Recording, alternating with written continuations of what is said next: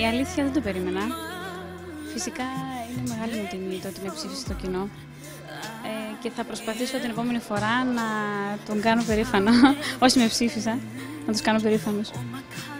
Την επόμενη φορά θα είμαι καλύτερη. Λίγο είχα πολύ άγχος, η αλήθεια. Στην πρόβα ήμουν καλύτερη, αλλά εντάξει. Την επόμενη φορά θα βγω με περισσότερη δύναμη. Ήθελα να ακούσω από κάποιο coach ότι με διαλέγει και χάρηκα πάρα πολύ. Πάρα πολύ.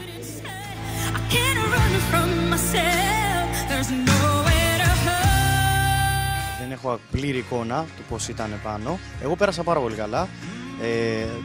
Κάτω ο κόσμος πέρασε καλά. Ελπίζω να είναι τόσο καλό όσο ήταν η αντίδραση του κόσμου. Από εκεί και πέρα, εγώ έβαλα τα δυνατά μου, έλειωσα στην πρόβα την περασμένη εβδομάδα. Μας πέρασε. Έκανα ό,τι μπορούσα, πιστεύω. Θα μπορούσα ίσως και καλύτερα. Και συνεχίζουμε. Αν έχω κάνει μια καλή εμφάνιση, που πιστεύω ότι μάλλον έτσι θα είναι, εγώ είμαι ευχαριστημένος. Αυτό που αποκόμισα από το Voice είναι ότι νομίζω στην πορεία και στη διαδρομή αυτού εδώ του ταξιδιού αγάπησα λίγο περισσότερο τη σκηνή.